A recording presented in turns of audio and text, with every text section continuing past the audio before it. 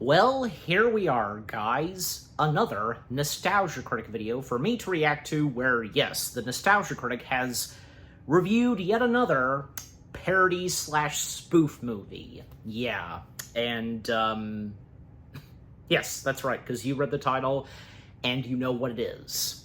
Yep. Epic movie.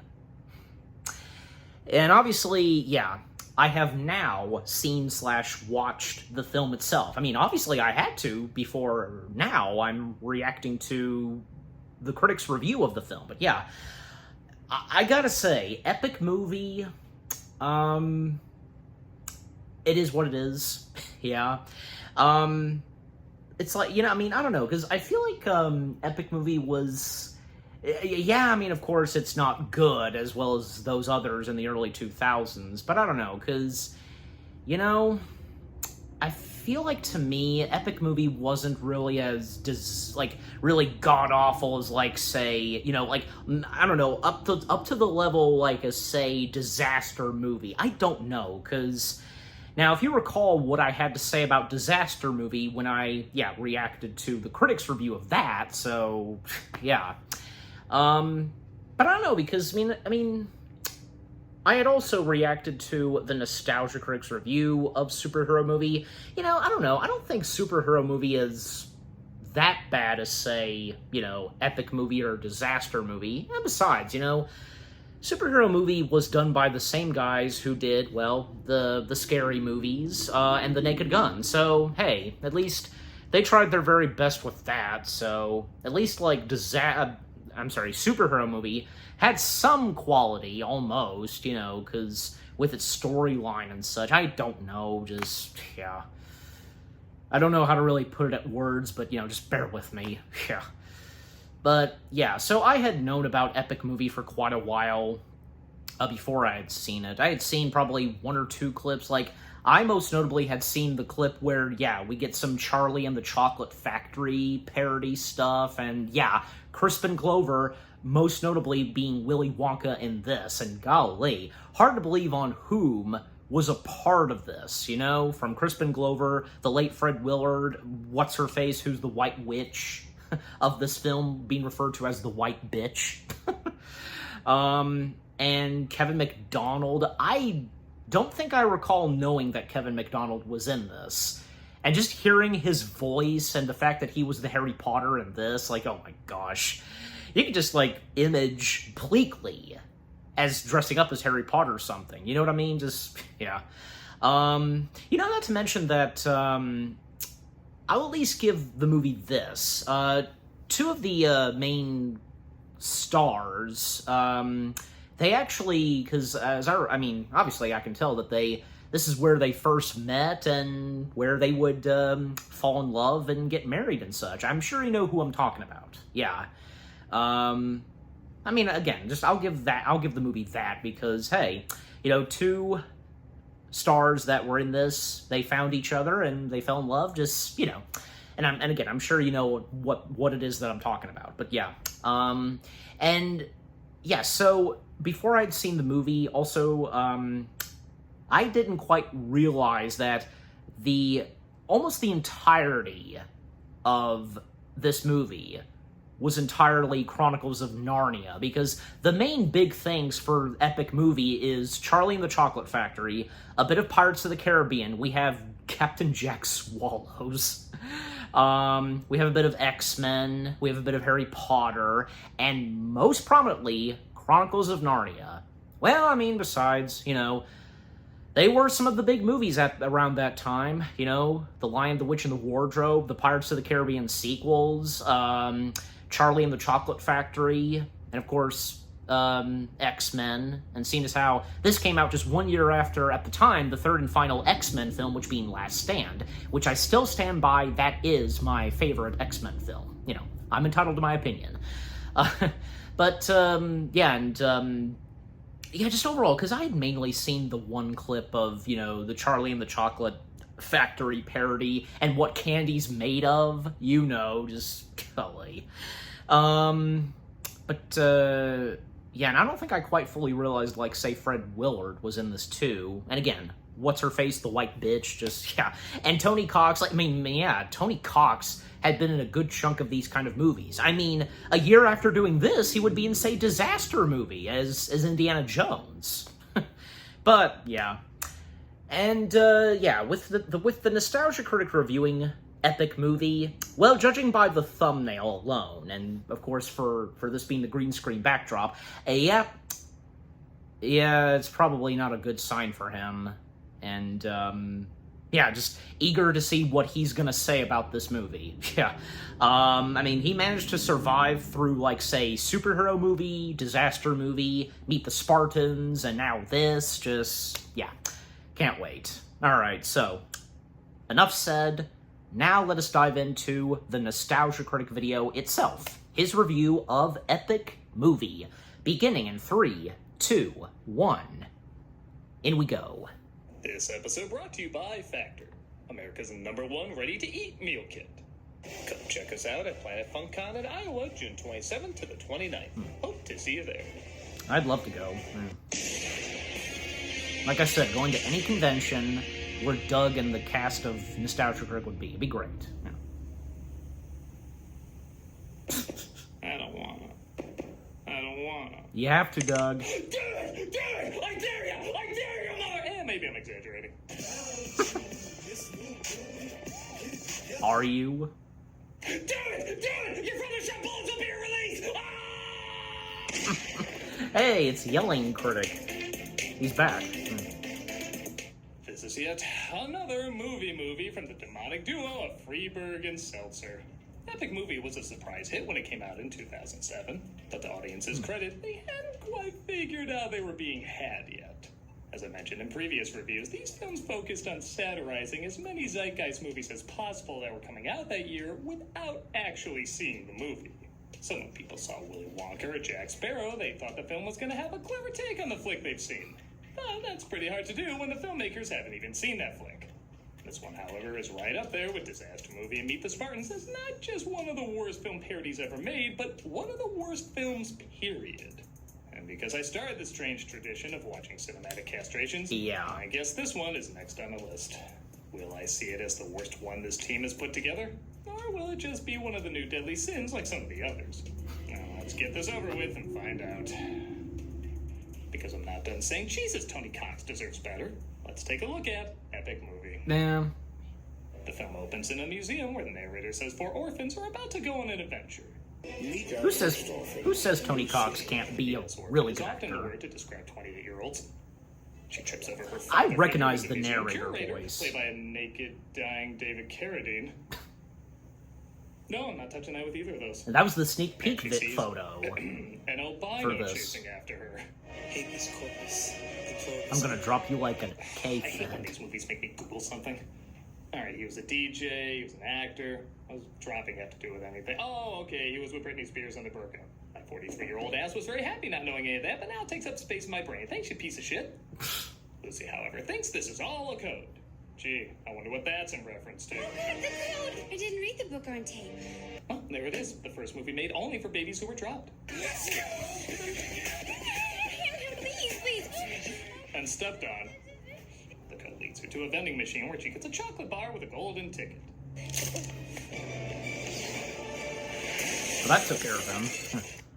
Alright, in a series where the stunts are mainly just the free transform tool, that one wasn't bad. No. Next orphan in I bet Mexico funny. named Edward, played by Carl Penn. Okay, at least at this point, we know the orphans being far older than they should be is intentional. Where the cook makes a strange meal. Golly. That's obviously the next thing that should happen. A not bad look-alike of Jack Black. He says it for a while, that's the joke. You see Nacho Libre? Don't worry, the filmmakers didn't either. I'm sick of this! I'm going to be a lucha libre wrestler.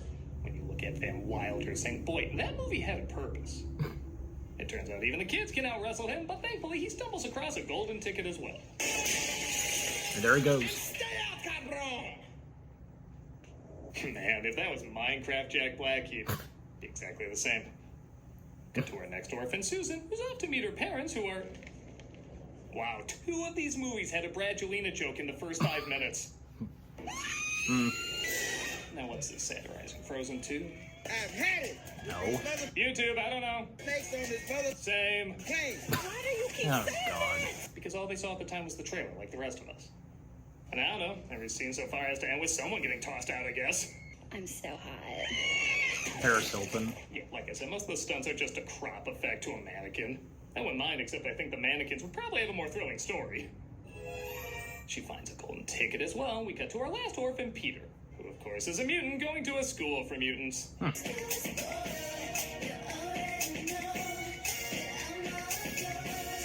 I love the girl next to her who's like, yeah, I guess I'll just look over here. There's just so much funny going on for me to react to. Yeah. Maybe the idea of these movies is to figure out which director got laid less. Asshole. It turns out his power is just chicken wings on his back, and he's approached by a Magneto so lazily designed with just a magnet on his head that I will admit I got a little bit of a chuckle. You all know I mean, makes Peter sense. is too much of a pussy to stand up for. And we don't see the Charles Some Xavier people in do this. accept this as an unofficial X-Men Origins Magneto story. I mean, hell, it's still better than this. Yeah.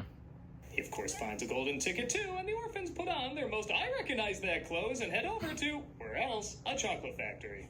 I love it so obvious they didn't see the new Willy Wonka movie yet because they actually mock a scene from the original film as opposed to the remake. Well, okay, not mock as much as acknowledge, because there's That literally didn't no occur to joke in me. here. I've been expecting you, so Crispin Glover plays Willy Wonka, and I Glover. have to Did I say Glover? Performance isn't My good. bad. I mean, what performance can be good in this? It does make me realize, even in an awful parody, I still prefer this performance over Depp's. it's real. Oh, really? All right. There's going to be a little itty bitty piece of you inside of the yummy yum candy, literally. Is that even satire? It's just the plot to most of the story. The orphans try to escape, but Wonka locks them in. And to think that after all that happened to them, they're Jesus, he's okay. making this rendition look like a social worker. And she survives after that. Yeah. My God, did they confuse what Candyman they're supposed to be mocking? Somehow they survive. Maybe. Hearts being ripped out and heads being decapitated. My God, this is my version of hell. I'm trapped in an epic movie and I can't die. I look for a place to hide from the candy maker. Of course, leading to the magic wardrobe. And I say, of course, presuming you've seen the trailer or know that Narnia came out around this time, as nothing points to this should logically happen next.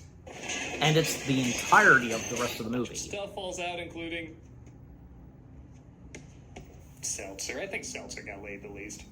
And she goes Wait a inside, minute. of course, making it to I know. thought she was wearing a bikini. In unexplained new clothes, they don't even look like the clothes from the original. She was literally in a wardrobe. He could have had something happen to her jacket that she had to change outfits. Hell, it'd be another horny excuse to get somebody naked. She puts her tongue on the pole. Yeah, sure, why not? And I she stumbles across swear, Mr. if I'm having a Thomas. Mandela Where are effect, I you? could have sworn that was a bikini. Half man, half goat. Oh, so you mean... Yeah, that's could a goat. It's obvious, but I can't pretend I wouldn't make that joke. Yeah, I know what you're thinking. It'd be weird if they did an Narnia parody and didn't connect it to MTV's Crib somehow. Say what's up to the homies. Black, Latin, white combination of dimes. Yo, Diddy. Well, I can guess how many of those pawns aren't willingly staying there then, huh? He says Lucy is in danger and has to send her on her way, saying a camera will explain everything. I have to admit, I don't even think I would put together this was a Mission Impossible parody if it wasn't for the music. The evil Yeah. white bitch who rules Narnia, not to mention her bumbling of the hurricane relief. The white bitch doesn't care about black people. Boy, they just got all the rappers that age great over time, didn't they? And a commercial You know, break. every day in summer I look up at the sun and I think to okay. myself, oh my God, the moon Wait, is what's this? blowing up. What's this And like? it's so bright that the sky turns blue and we can't see the stars anymore. Science will tell you a different story, but science is dumb. I know this because science proved it. But you probably look at it and think, summer, yay, being outside and everything, and you know, that's All you're dumb right. too. At least you can enjoy All right, so just stop right there. Yeah, so it never fails for Doug to always like come up with something new for these sponsors. Yeah, some interesting ones, and you know they can be funny. Wait a second, Frankenstein. Okay. All right. Well. All right. So so we got 10 minutes left of this. So yeah, I mean we're 10 minutes in, but there's 10 minutes left. Okay. So basically, with what Doug, aka the Nostalgia Critic, has so far said about this, I mean, nothing really positive, but a few jokes that he points out that are a bit funny. And yeah, because, I mean, when I did watch the movie itself, I did get a few chuckles. I did, okay? And by the way, I meant to bring this up at the start of this reaction before I began this. I don't know, I quickly forgot. Haven't we all been there sometimes? We quickly can't talk. We quickly forget on some things we want to bring up, just, yeah. But anyway, so basically, when I watched Epic Movie, because actually, as I record this, I watched it last night, and I finished the rest of it earlier today. Like, I finished it in the morning, because I did at one point fall asleep, not because the movie was boring me to death, no, because I just got very tired, and actually my head was a bit sore, but everything's okay. I'm good, so yeah. But yeah, because I had finished the movie this morning, and here I am now, because I'm doing my reaction to the Critic's review, and yeah, I mean, so far this is entertaining with what he's so far had to say 10 minutes in of Epic Movie. And yeah, because like I said earlier and just a few minutes ago, where yeah, the rest of the majority of Epic Movie is entirely Chronicles of Narnia. But of course, with a few other movie references here and there. Like, there is a bit of James Bond and, as mentioned, Jack Sparrow and 2 or 3 others. But yeah. And yeah, the girl that comes out of the wardrobe, again, I'm pretty sure she had a bikini on. I have no recollection. I mean, I might have to go back and look. I'm just saying, because I swear, or if I'm having a Mandela effect.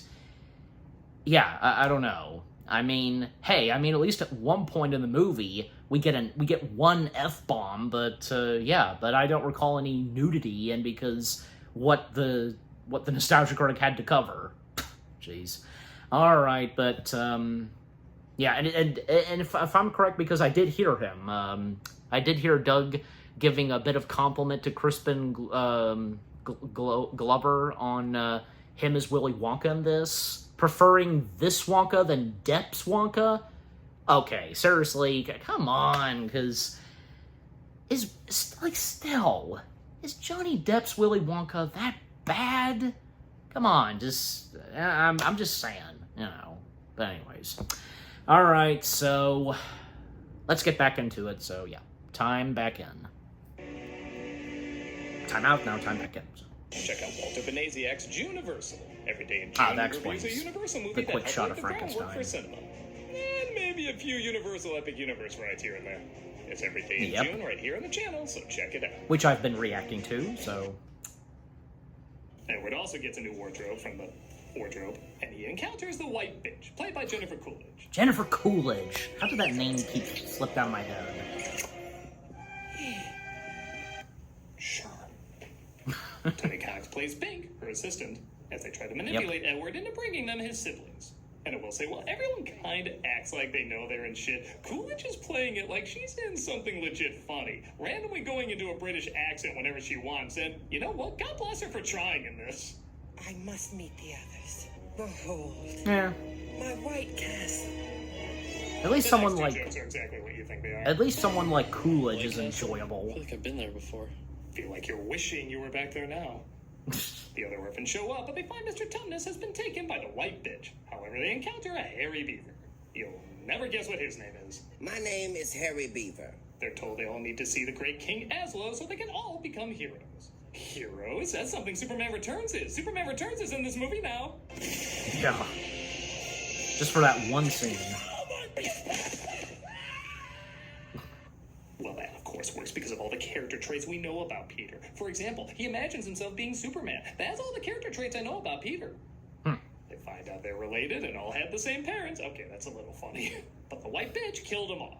Edward discovers this too when he approaches her and she tells him the news. I won't ask again. Where is the rest of your family? Yeah, they went to Mr. Tumnus' house. You just got pumped. We just pumped Edward. Schwam, schwam. How long does this go? Not long, but still too long. She sent the albino to find him. Beat me like Bobby beat Whitney. Walmart's sushi age better than this. The police are heroes are reunited with Mr. Tumnus. Before you meet Aslo, You must train. I'll meet you at Aslo's. May the force be with you. Bye, Felicia. See, I can say random lines too. Mr. Tumnus comes back just so he can get taken out again. And the orphans You're not going to get point out that taken Mr. to Tumnus and the medical Beaver school, are but in a they relationship? Aren't you a little old to still be a student here? Nonsense. I am but 14. They do a cute joke about how fast the Harry Potter actors were aging. Though we kind of did a similar joke already with how obviously old the orphans are. But all I'm thinking is how much I don't want to hear Pleakley as a perv. Invisible. There you Where am go. I? It's like hearing Belle do phone sex. Some things just don't sound right. They train them at the Imagine school. that. Edward is in prison with Jack Sparrow because you recognize who that is. Captain Jack. I will say I was pretty surprised to find that's Daryl Hammond. I mean, I always knew he was good at impressions. I just didn't know Jack Sparrow was one of them.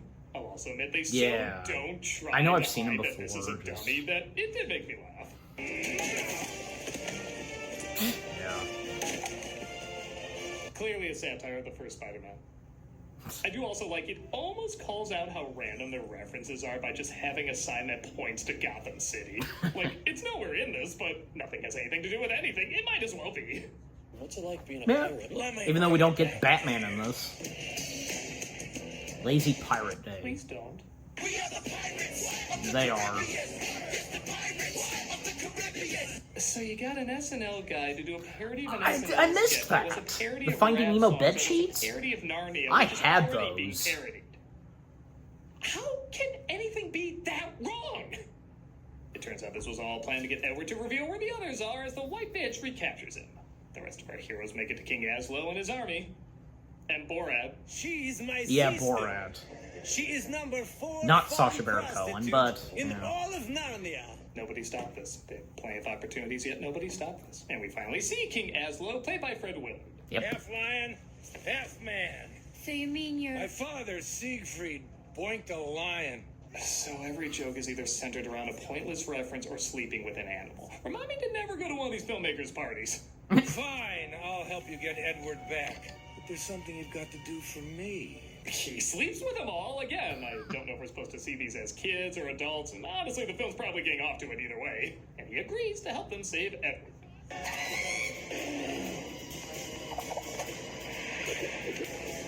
Again, I did smirk when they make it obvious the people fighting are Asian stunt doubles. Yeah. But even that Totally goes doing on it- too long. doing it on I think we get purpose. the joke really quick, but they do it like 8 more times. It's cool though. We get this great punchline.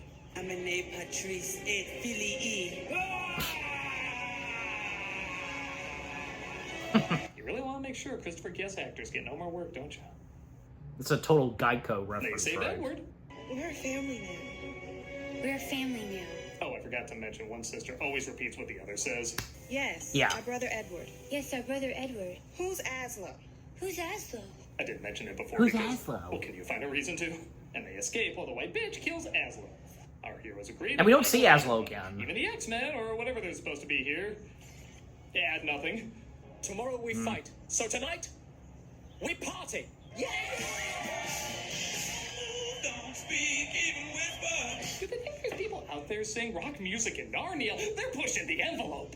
The next day, though, the army doesn't show up and they seem outnumbered. But Jack Sparrow shows up despite him being killed. Because but that Susan stopped everything. vomited Show me your sword, on Jack all of Sparrow. them at the party. And it's time to pay up. So what'd you do today? Oh, I spent 3 hours turning Jammer Coolidge into Davy Jones. That explains Why? on I've been asking that for us getting weeks. Davy Jones in this. Oh, she's also a DJ. Because we like things once and they want to punish us for that. And they send their dollar store costumes into battle, but the orphans get killed off. Thank God somebody saw the commercial for Click. Wow. Let's slow things down for a better look. No part of this movie should be slowed down. Even the sexy scenes are determined to ruin your boner through their awful joke writing. Oh dear. See, why is there even a fat guy there now? I'm telling you, they want a Clockwork Orange comedy, so you get sick every time you think of it. He uses the rewind button with the remote that has no reason for being there. Oh, I mean, he uses the heal injuries button. That common remote option. Yeah, I don't think these people know how a TV works. They clearly don't know how a movie works. And they kill off the soldiers while they're paused. Yep. Enjoy this. Oh, forgot that was a thing. That was a happy memory for getting that memory. How evil is this movie? They have the balls to use Comic Sans at one point. Do they have no conscience? Sure. The day is saved, our heroes become the kings and queens of Narnia, and they spend years there until they find the wardrobe again. You make a movie film have happy ending. Yeah, not.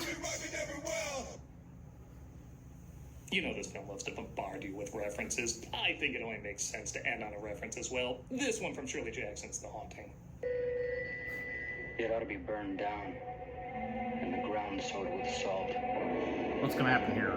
Yeah, that feels right. Oh, okay, nothing. And that was Epic Movie. It sure was an epic piece of shit. Yeah. Like most of these movies, it has the exact... You're not gonna mention the end credit scenes? There was a good majority of them. Characters or satire or situational humor. Just a bunch of references with no rhyme or reason. Is it the worst of these? Pretty damn close. I'd say Disaster Movie is still in the lead because I can at least point to some moments that made me snicker a bit, where I can't remember a single laugh from Disaster Movie. But brother, maybe I can count them two. on one hand and not even use all 5 fingers. It's not surprising this is on so many worst films of all time lists, sometimes even next to Disaster Movie. I mean, I don't know. What can I say that I haven't said about all the other ones? It's the exact same garbage. The only difference is maybe a slightly less inoffensive smell. For me, this one stunk a little less than Disaster Movie, but that doesn't mean it still doesn't count as one of the worst stenches in cinematic history. Yeah. I'm a nostalgia critic guy, remember? So you don't have to. Alright, see you in the next one, Doug. I'm sick of this! I'm going to be a lucha libre wrestler. This month for cameos for charity. Okay. So the charity shouted as always, and yeah. Yep, so that being the Nostalgia Critics review of Epic Movie. And okay, so yeah, because what I said earlier, because I don't know, because I'm not getting the sense that Epic Movie is right on the same territory as Disaster Movie being... But, you know, with what Doug had to say about comparing Epic Movie to Disaster Movie, yeah, so I think he put it at best, you know, with what I was trying to say earlier. But, yeah, because, I mean, yeah, it's still a train wreck, and, of course, not the best. Why would it be? Yeah. And there were a few things that Doug didn't mention. Like, I was thinking most notably on that, yeah, because there was one moment where Peter... you know, is making out with Mystique, and the fact, of course, Mystique can change into anything, and with what Peter requests. Like, I don't know if, you know, if he wanted to mention it, or because of time, just, yeah, either way.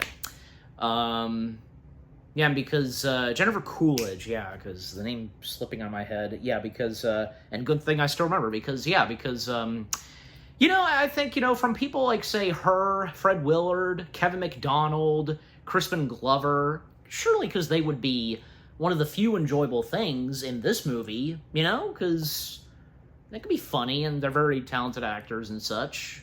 I mean, especially since, I don't know that much on Crispin Glover doing comedy films, but mostly because, yeah, I can think of McDonald, Willard, and Coolidge where, yeah, they've done a lot of comedy stuff. And, I don't know, because I think for them, because, you know, they tried their best, and, again, surely, because, you know, Coolidge being one of the very top enjoyable things to come from this movie, and, yeah, and, you know, good for Doug saying, you know, God bless, Coolidge for trying, because, yeah, I mean, because with what Doug specifically described, I couldn't agree more.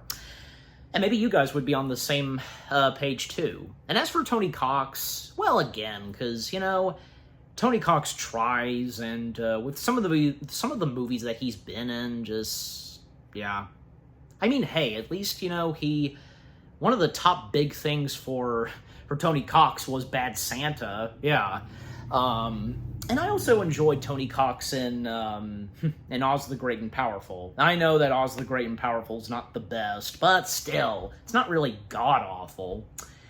Because, you know, I'm sure that all those that were involved in Oz the Great and Powerful, the cast, Sam Raimi, they tried their very best, but turned out to be a bit of bad luck.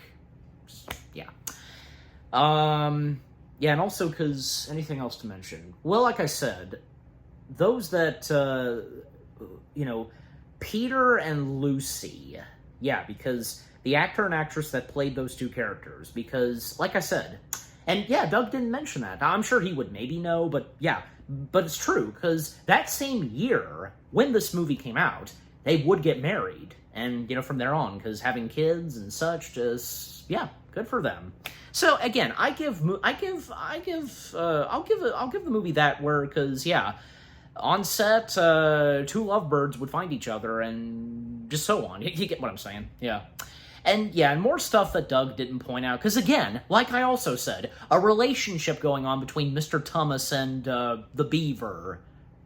Golly, if you know what I'm talking about, you know. Just, always.